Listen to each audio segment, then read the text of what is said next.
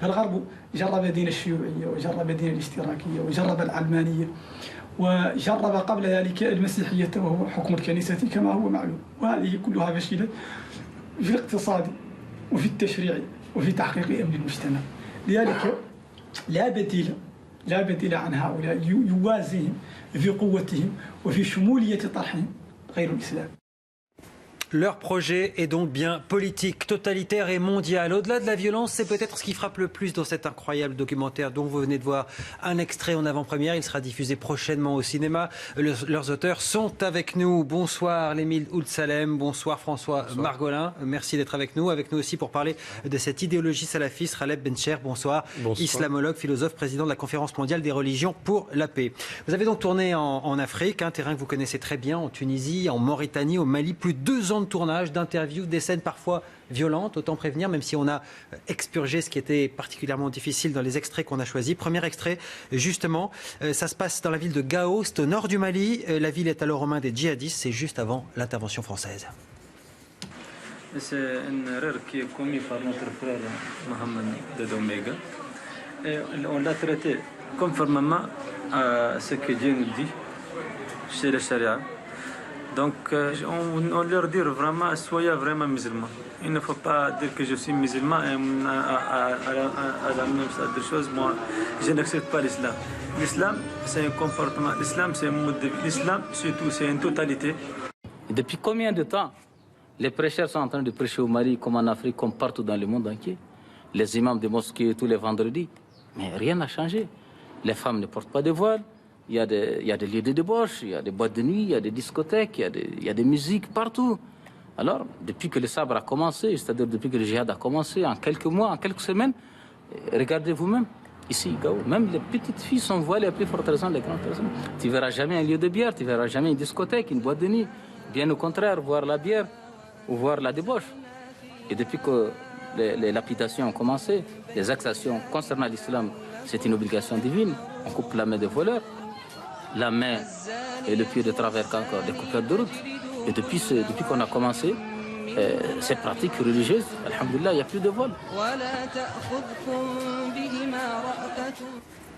On vous a laissé apparemment tout tourner, en tout cas beaucoup de choses. Les interviews des responsables, les tribunaux de la charia, les peines aussi qui sont infligées. Quelles étaient les conditions de tournage ?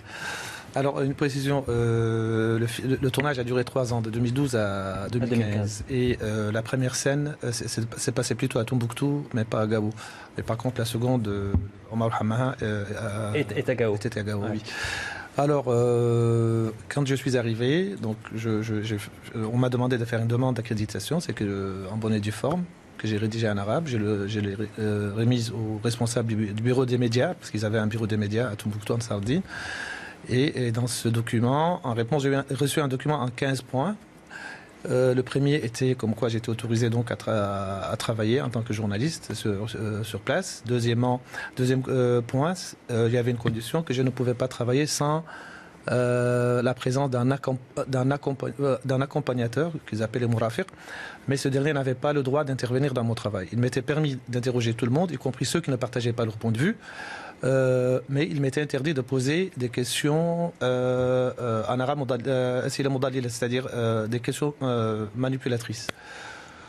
Je devais donner une copie de l'ensemble des enregistrements que j'aurais fait, des entretiens que j'aurais fait. Ce qui, heureusement, c'est ce que je n'ai pas fait. Je pense qu'à la fin, ils ont dû oublier de me le demander. Et avec cette même autorisation, j'ai pu me rendre aussi à Gao, chez l'autre groupe, qui n'est ni Ansar-Dine ni Al-Qaïda, ce qui est plutôt le groupe le Mujao et les Anturbanais de Bel Mokhtar. Et là, j'ai pu assister, même si à Tombouctou, j'ai beaucoup plus eu accès à la population qu'aux djihadistes eux-mêmes. Ils étaient le rapport ils étaient un peu plus méfiants qu'à Gao. Et à Gao, par contre, j'ai pu avoir accès au tribunal islamique, au chef du Mujao, à l'entourage de Bel Mokhtar. Et j'avoue que c'était une expérience singulière quand même. On voit là en fait que pour eux, Ils imaginent que ça peut aussi être une opération de communication. C'est ça qui est incroyable. C'est-à-dire qu'il y a une explication. Ils en étaient très conscients et d'ailleurs ils me l'ont bien dit. De la stratégie. J'étais le seul journaliste venant de France ayant été autorisé à venir travailler. Les seuls qui étaient jusque-là autorisés, c'était plutôt des journalistes arabophones, essentiellement originaires de la région, des Mauritaniens, des Tchadiens, qui travaillent pour la plupart pour des médias arabes comme Al Jazeera par exemple. Et ils me l'ont bien dit qu'ils avaient l'intention d'exposer leur point de vue au monde entier. Et ils savaient très bien. Et ce qui est bizarre, c'est qu'ils estimaient quand même que les médias français étaient réputés beaucoup plus libres, et indépendants et professionnels que les médias arabes. Alors, vous avez cité quelques noms, Ansardine, Moudjahou, Akmi, ces djihadistes ont évidemment tous leur chapelle, mais ils réclament tous la même chose, la soumission à leur vision de l'islam. Comment est-ce qu'ils l'appellent, cet islam? Comment est-ce qu'ils se définissent eux-mêmes? Écoutez la réponse d'un des chefs spirituels.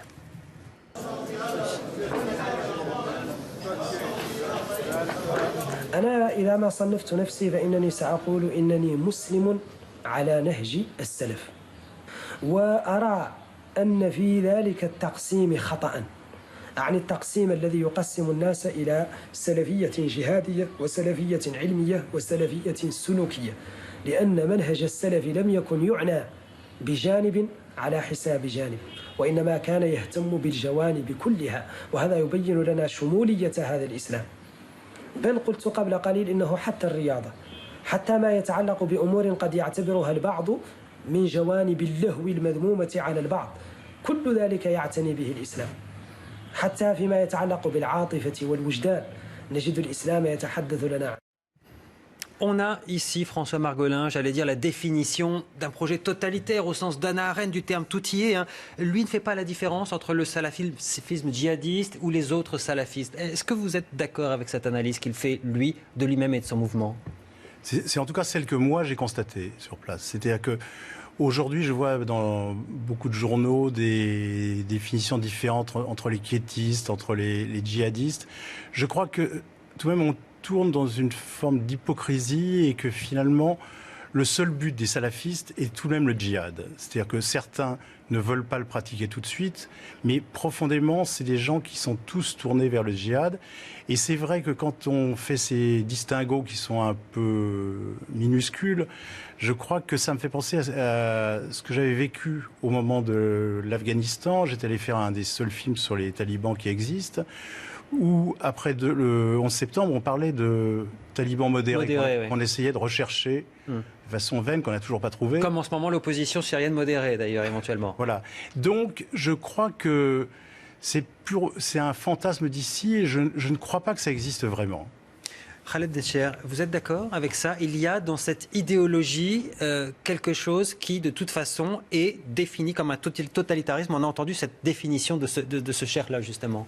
En tout cas, ce qui est sûr, c'est que ceci est la négation même de ce que nous appelons l'idée du progrès, de l'humanisme, de la civilisation au singulier et de la dignité humaine. Ça, c'est clair. Tout le monde est d'accord, mais est-ce que c'est le salafisme? Alors, on va faire un peu d'étymologie pour nos chers amis téléspectateurs pour qu'ils comprennent un peu. Salafisme, ça vient du salaf, le terme arabe salaf. Ce sont les anciens, considérés comme pieux, les pieux anciens. Donc retourner à la pratique des pieux anciens, et si au moins ils y étaient retournés pour leur vertu, supposée formidable. Non, c'est aussi dans une vision du monde. C'est-à-dire plus on se rapproche, à contrario, vers le début des origines, mieux on est purifié. Donc on se rétracte de la société, on n'a pas envie de se mêler de ce qui est considéré comme impur. Oui, il n'y a pas de projet de vivre ensemble, ça c'est certain. En tout cas entre eux, mais pas avec les autres. Voilà, ce que je pourrais appeler une sorte d'ivresse d'un nous fusionnel, c'est nous contre les autres, et dans une vision totalitariste ou globalisante, comme ça a été présenté. C'est vrai aussi jusqu'à une date récente, on peut compter ça en mois ou en quelques années, il y avait un distinguo, vous avez dit qu'il était minime ou superficiel, mais il existait. Il y avait un certain salafisme dit quiétiste ou piétiste, ou du moins qui se présentait comme pacifique, ou qui n'avait pas cette vision d'un effort dans la voie de Dieu, donc le djihad immédiat, mais comme ils ont vu que leur vision du monde tardait à venir, eh bien tout de suite ça a dégénéré en un salafisme dit djihadiste, c'est-à-dire qu'on va pratiquer l'effort dans la voie de Dieu, fût-il violent, pour assouvir leurs besoins. C'est ça, c'est ce qui est dit d'ailleurs dans votre documentaire. C'est-à-dire qu'à un moment donné, il dit, bon, on a essayé de manière, j'allais dire, pacifique. Ça n'a pas marché. Depuis qu'on a pris les armes, ça marche beaucoup mieux. Ah oui, il faut dire, je tiens à préciser, en tout cas parmi les gens que j'ai pu rencontrer moi, que j'ai pu interroger et qui se revendiquent de ce courant salafiste, tous ne prônent pas le djihad. Et ça il faut le préciser. Ceux qui le prônent sont notamment ceux que j'ai pu rencontrer à Gao, à Tombouctou, le Mejlissi que nous avons vu tout à l'heure, à Nouakchott, et qui effectivement estiment que le djihad est un fard ayn, c'est-à-dire c'est une obligation pour tout musulman. D'autres, par contre, n'estiment pas que le djihad est comme il y a quelques-uns qui sont dans le film, n'estiment pas du tout que le djihad est une obligation individuelle qui s'impose à tout musulman. Mais il est vrai que le lien entre c'est-à-dire ce qu'on appelle le salafisme quiétiste ou le salafisme intellectuel ou le salafisme djihadiste, le lien est très, très, très tenu. Hein. Donc on peut basculer, par exemple, Omar al-Hammaha, que nous avons vu tout à l'heure, qui était l'un des chefs d'Al-Qaïda dans le nord du Mali, a été pendant très longtemps un très grand prédicateur. Il a même été en France. Il a été en 2001. Comme quiétiste ? Oui, comme quiétiste. Et quand je lui ai posé la question, pourquoi est-ce qu'il a évolué vers plutôt cette conception djihadiste du salafisme, il m'a dit que non, c'est un autre niveau de piété, qu'il a atteint un certain niveau de piété. Et il donne quelques exemples historiques, notamment en disant, selon lui, il a fallu que le prophète prenne les armes pour que les gens se soumettent. Quand Manuel Valls dit, aujourd'hui encore, il faut nommer l'ennemi c'est le salafisme, il a raison avec cette expérience de ce documentaire qui a été la vôtre et de ce que vous en avez compris? Oui, je crois qu'il a raison, parce que eux nous font la guerre. C'est-à-dire qu'il y a un moment où eux nous font la guerre, il faut apprendre à les connaître. C'était le but de ce film. Le but de ce film n'est pas et de comprendre qui nous avons en face. Eux nous connaissent parfaitement. Ils ont souvent vécu même dans les pays où nous sommes.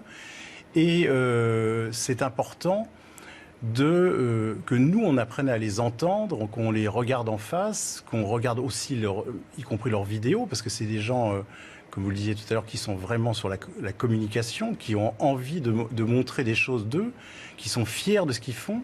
Et c'est, je crois, oui, fondamental, parce que c'est notre ennemi, puisque eux ont décidé de l'être.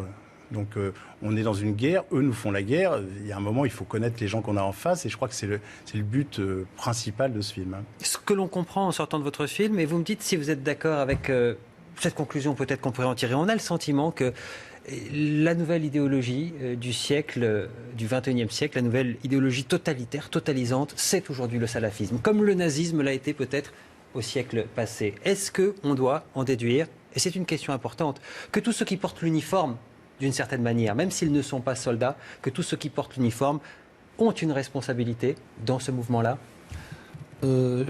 C'est-à-dire salafiste. C'est-à-dire ceux qui portent l'uniforme salafiste. Oui, donc y compris, j'allais dire, pas forcément, les piétistes et les quiétistes. Forcément, parce que c'est une question d'une ardente actualité en France. Je parle sous l'autorité du spécialiste de ces questions. Même ici, par exemple, en France, je ne pense pas que l'ensemble des salafistes prônent le djihadisme. Je pense que l'écrasante majorité reste plutôt quiétiste. Même si aujourd'hui... Même si la ligne est ténue, vous l'avez dit. La ligne est très ténue, mais aussi la tentation est très grande chez beaucoup de quiétistes aujourd'hui de franchir le pas. Khaled Belcher, est-ce qu'on peut porter l'uniforme d'une idéologie totalitaire, j'allais dire, de manière normale, quand on a compris quel était le projet politique totalisant, totalitaire derrière, justement? La réponse est assurément non. Même si on est dans une approche piétiste et simple, je ne peux pas comprendre que dans une société ouverte, sécularisée, démocratique, que l'on puisse aussi enseigner que serrer la main d'une femme est quelque chose d'inacceptable, ne pas enseigner la musique, emmitoufler les jeunes demoiselles, etc. Donc ce contre-projet social et politique est totalement inacceptable dans une société telle que la nôtre. Donc il faudrait aussi, moi qui suis très attaché à la liberté, combattre cela avec les idées, avec l'enseignement, avec l'éducation, l'instruction et l'acquisition du savoir. Vous avez le sentiment qu'on a trop longtemps fermé les yeux sur cette question-là précise du salafisme en France? On a fait preuve d'un laxisme terrible, pour ne pas dire d'une lâcheté. C'est-à-dire qu'il y avait du côté de la classe politique et les gouvernements successifs un véritable laisser-aller, et du côté des hiérarques musulmans et des dignitaires, une complaisance de fait, j'ai envie de dire, et une frilosité, une couardise à s'attaquer véritablement à ce qui a envenimé les relations et surtout les jeunes gens qui sont tombés comme une proie facile. Alors, vous avez aussi tourné en Tunisie. Le salafisme se réfère, on l'a dit, à des temps anciens. On peut parler de Moyen-Âge, pas seulement de manière symbolique. Il se veut aussi moderne. Un exemple à Sousse, avant les attentats de Sousse, avant l'attentat du musée du Bardo, un jeune homme qui tient ce blog, son nom, le salafiste moderne. Regardez.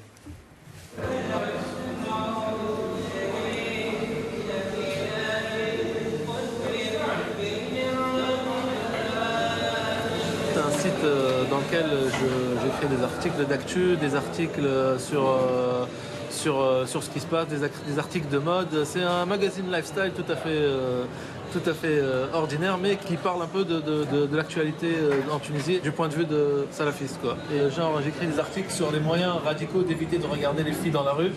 Je parle aussi de mode, je parle de high-tech, je parle des soucis de tous les jours, de ma vie de salafiste, avec mes autres potes salafistes aussi, et ce qu'on fait de nos journées.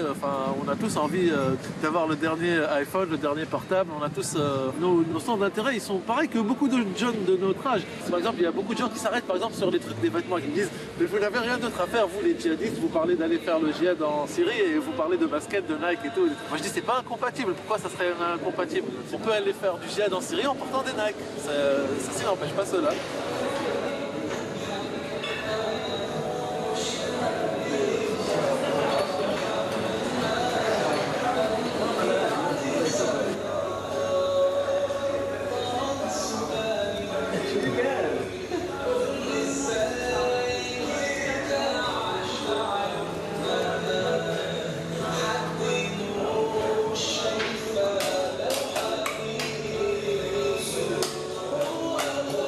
On estime au moins entre 5 000 et 10 000 Tunisiens en Syrie. Il revendique sa liberté d'expression, il l'utilise. Les Tunisiens ont eu raison de laisser ce genre de blog, ce genre de liberté d'expression. On a parlé de la France, on va parler de la Tunisie maintenant. Peut-être François Margolin, vous avez envie de répondre à cette question. Le site est fermé depuis les événements de Sousse. Nous y étions il y a 2 ans ensemble et ces gens avaient une totale liberté, étaient très contents de se montrer, étaient très contents des boutiques qu'ils avaient, étaient très contents de ce site-là. Et je crois qu'ils avaient un poids extrêmement important dans la jeunesse tunisienne. Je crois que ce poids, ils l'ont toujours. Je crois qu'ils l'ont toujours. Ils l'ont toujours. Hein. Voilà. Oui. Parce que effectivement, Pourquoi justement? Parce qu'ils arrivent à adopter les codes modernes, justement. Oui, parce que c'est des gens qui sont dans la modernité aussi. C'est-à-dire, c'est pas des passéistes. On pourrait croire que le mot salafiste, qui veut dire le retour aux sources de l'islam, est quelque chose qui tourne véritablement vers le passé. Mais c'est des gens qui utilisent Internet, qui utilisent Twitter, qui utilisent tous les codes d'aujourd'hui, et y compris l'habillement. C'est-à-dire qu'effectivement, ils adorent les marques américaines, comme Nike, comme Adidas. Adidas, c'est européen, et ils aiment aussi les films et la façon de faire des films américaines. C'est-à-dire que la scène de l'assassinat de James Foley, par exemple, ce journaliste américain, c'est une copie d'un film de David Fincher, de la fin d'un film de David Fincher. Tous leurs génériques sont tirés de films américains. Et j'irais même jusqu'à penser que le fait d'avoir choisi le 13 novembre, un vendredi 13, pour faire des attentats à Paris, c'est peut-être tiré de la série Vendredi 13, Friday 13 américaine. C'est-à-dire qu'il y a une influence de toute la modernité de la jeunesse occidentale où beaucoup d'entre eux ont vécu, ou sinon, en tout cas, qui connaissent. Là, je pense parce qu'on est en fait dans c'est une nouvelle génération de djihadistes qui apparaissent aujourd'hui. On est plus sur le modèle de Ben Laden, d'Abdallah Azzam, des anciens d'Afghanistan vivant dans des grottes, etc. Ce sont des jeunes urbains. Et ce que j'ai pu constater aujourd'hui, c'est qu'on n'est plus devant la figure du petit banlieusard, inculte, voyou, mal élevé, ainsi de suite, qu'aujourd'hui, le djihadisme recrute aussi bien au sein des classes pauvres que des classes moyennes, ou même de moyennes supérieures. Beaucoup d'entre eux, quand on voit la qualité de leurs images de propagande, on voit très bien qu'il ne s'agit pas d'un bricolage de petits amateurs comme le faisaient les amis de Ben Laden ou Hakimi dans le Sahel. Il s'agit de fait de façon extrêmement professionnelle.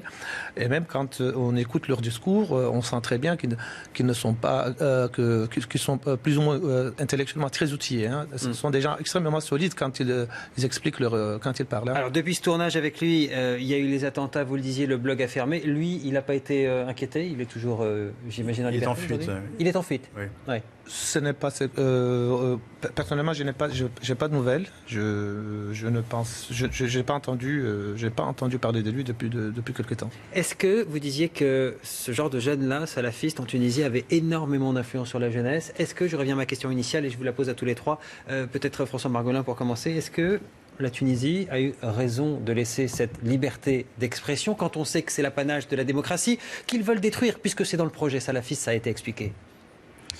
C'est-à-dire que je pense qu'on se fait des illusions sans doute sur les salafistes, parce qu'ils sont très clairement contre la démocratie. C'est-à-dire quand il y a ici dans la presse française, on dit que la Tunisie est un pays exceptionnel qui a réussi à s'en sortir et qui a aujourd'hui une forme réelle de démocratie, des élections démocratiques, je crois que ça n'est que provisoire. C'est en tout cas ce que nous disait ce type qui a de Sousse quand on l'a rencontré. C'est-à-dire qu'il disait provisoirement, nous sommes non pas pour la démocratie, mais nous la supportons parce que ici, c'est la base arrière de ce qu'on fait dans d'autres pays, en Libye, au Mali, en Algérie. Donc c'est purement stratégique. Mais la démocratie n'y croit absolument pas, de même qu'il ne croit absolument pas à notre mode de vie. Donc je crois qu'on s'est fait des illusions, qu'on continue à s'en faire, qu'on s'en fait aussi dans les pays sans doute musulmans ou les pays du Maghreb ou ailleurs. Et je crois que ça n'est pas, il n'y a aucune raison de ne pas les prendre en compte et de ne pas écouter sur tout ce qu'ils disent. Non, ils le disent clairement. Tous ceux qu'on a pu rencontrer le disent très clairement que la démocratie est une hérésie. Même si, par moment, on peut bien s'en accommoder lorsqu'il s'agit, par exemple, de profiter de quelques espaces de liberté, mais que la démocratie, comme étant le principe du gouvernement du peuple par le peuple, est une hérésie. C'est inacceptable, incompatible avec l'islam. Sans parler maintenant de laïcité, qui est pour eux une mécréance. Hein. Leurs positions sur ces questions sont très claires et très simples. Khaled Netcher. La question est cruciale et fondamentale. La question de liberté, certes, pour répondre et contrecarrer le projet des islamistes radicaux violents, parce que je ne suis pas sûr que le terme salafiste puisse englober l'ensemble, mais on peut le dire par abus de langage, et d'être contre la démocratie, il la considère comme une hérésie. Mais est-ce une raison pour que les sociétés démocratiques et ouvertes abdiquent? Eh bien non.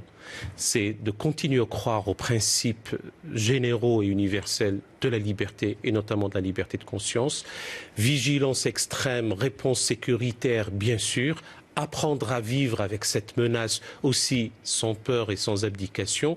Ne pas accepter la terreur, mais continuer à croire fondamentalement en l'humanisme et en valeurs de fraternité et de liberté. Merci. Sortie du film, pour ceux qui voudront le voir, c'est prévu pour fin janvier, mais on essaye de faire en sorte que le film puisse sortir avant, mais c'est des choses un petit peu compliquées à négocier avec les salles. Mais parce que pour la sécurité aussi, j'imagine, ça risque d'être un peu compliqué quand même, non, de sortir ce film par les temps qui courent. Oui, en même temps, je crois que c'est un film qui est acceptable par tout le monde. C'est-à-dire que c'est regarder la réalité en face, et je crois que regarder la réalité en face, on a évité de tomber dans les démarches classiques de plusieurs qui traitent de ce genre de sujets. Nous avons décidé de montrer les salafistes tels qu'ils sont, sans interprétation, sans déformer leurs propos. Et je pense que, a priori, il n'y a pas grand danger. J'ai vu beaucoup circuler sur Twitter avant que vous n'arriviez. On avait annoncé évidemment qu'on aurait ces extraits en avant-première. Peu de gens l'ont vu pour l'instant, peut-être une vingtaine de personnes. Oui, absolument. On était ensemble hier, effectivement, dans une salle parisienne. Ce soir, maintenant, nos téléspectateurs ont vu ces extraits. Il y avait beaucoup d'attentes dans le monde entier. Ça veut dire quoi? Ça veut dire que tous ceux qui s'intéressent au salafisme dans le monde, et y compris, vous me disiez, parfois des djihadistes francophones qui sont en Syrie, en Irak, et qui essaient de savoir comment on allait suivre l'émission ce soir. En Libye, sur Twitter, beaucoup d'entre eux demandaient où est-ce qu'ils pouvaient trouver le film, quand est-ce qu'il sera mis en ligne, et ça a commencé depuis hier. Hein. Voilà, ça s'appelle donc Salafiste. Merci à vous de nous avoir réservé cette exclusivité et la qualité de ce débat avec vous aussi, Khaled Netcher. Je pense qu'il était important, comme on dit effectivement, de nommer les choses et puis d'essayer de les expliquer au mieux pour nos téléspectateurs. Merci à vous. Le reste de l'actualité et l'essentiel de l'actu avec vous, Sozik. Et à la une ce soir, l'image du jour, Angela Merkel, place de la République à Paris, recueillement en mémoire des victimes des attentats. L'Allemagne qui rejoint la coalition. À Accrochez le drapeau tricolore à votre fenêtre. L'appel de François Hollande aux Français, un signe d'union vendredi, jour de l'hommage national aux victimes des attentats. Côté enquête, 2 hommes toujours recherchés, Salah Abdeslam et Mohamed Abrini, artificier, complice ou chauffeur, son rôle est encore flou. On fera le point dans ce journal. Et puis embouteillage, déviation, la COP21 démarre ce week-end. Plusieurs axes seront interdits à la circulation, notamment dans Paris. Les détails à suivre.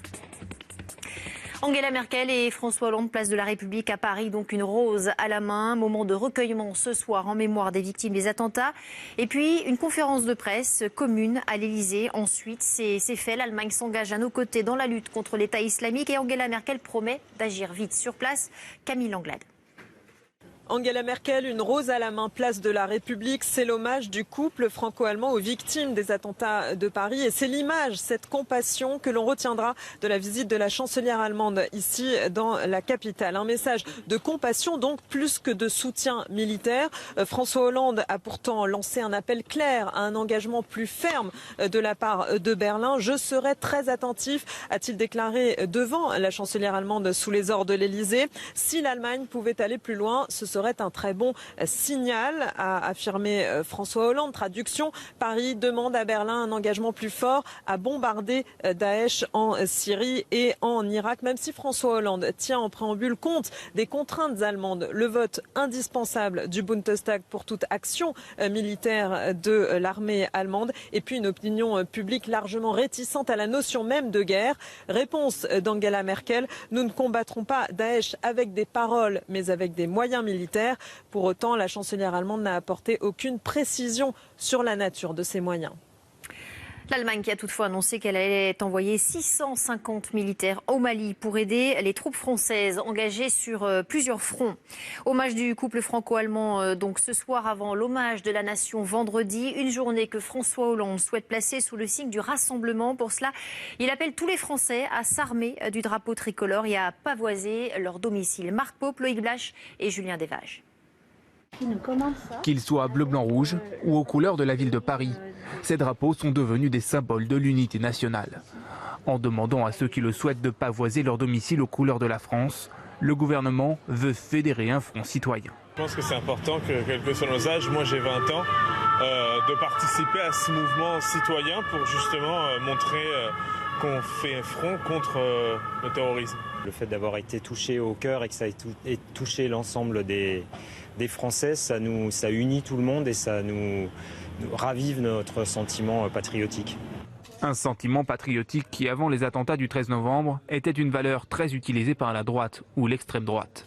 Depuis, le drapeau tricolore est devenu une valeur refuge, et ce notamment sur les réseaux sociaux. Cette initiative d'un gouvernement de gauche peut surprendre sur le plan historique. La gauche française, notamment depuis la Première Guerre mondiale, où le nationalisme a causé, est une des causes de la Première Guerre, se méfie de ce drapeau. C'est pour ça que François Hollande, appelant tous les Français à mettre le drapeau aux fenêtres, c'est une révolution copernicienne. Aux États-Unis, le drapeau, c'est vraiment pour tout le monde. Dans tout l'Hexagone, les ventes et les commandes de drapeaux ont presque doublé en 2 semaines. Et pendant ce temps, la cavale continue pour Salah Abdeslam et Mohamed Abrini. Abrini, celui qui a conduit Abdeslam à Paris 2 jours avant les attaques. Son rôle reste obscur. N'a-t-il joué qu'un rôle de chauffeur ou a-t-il servi, entre autres, d'artificier? Certains le présentent, en tout cas, comme un féru d'explosifs. Et les enquêteurs envisagent ce soir plusieurs hypothèses.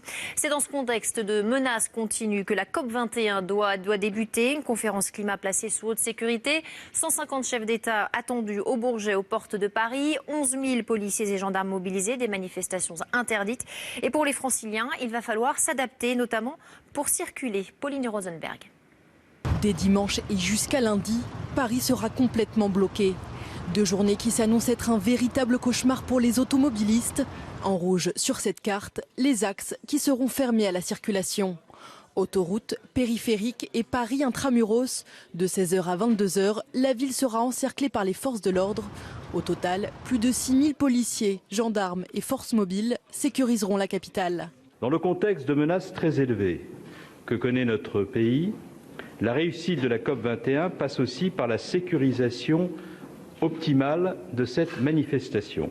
Des complications qui continuent dès lundi, au lendemain de l'ouverture de la COP21. Cette fois, c'est toute la journée dès 6 h et jusqu'à 21 h. Les restrictions concernent une partie